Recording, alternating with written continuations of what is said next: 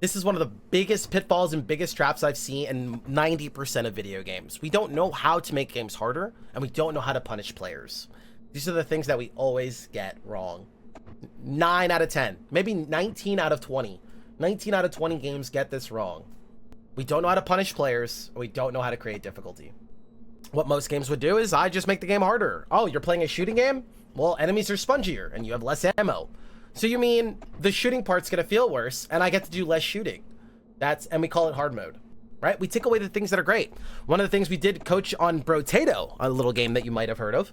The great Brotato used to have these mistakes before the game doctor work, right? We used to take all the things that are really fun about Brotato, and we took them out of the game, right? It used to be like, make less money, get less choices in the shop, don't get to reroll, right? All of these things that actively make the play space worse, not harder, worse.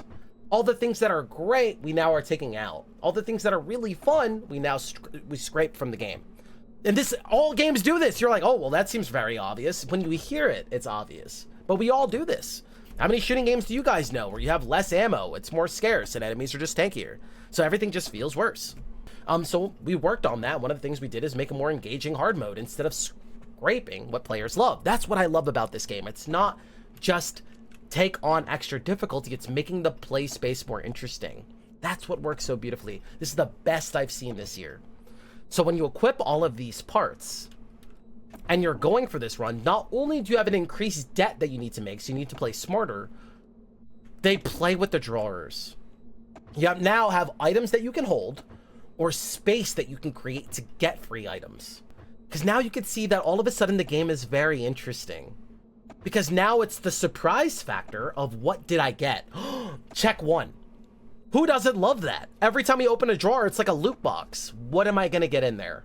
Who doesn't love that? Two, I get to get rewarded for my creativity.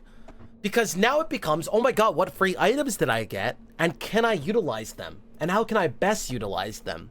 Do you see it's creating that playful space? How can I use these parts and how can I make a good build out of it?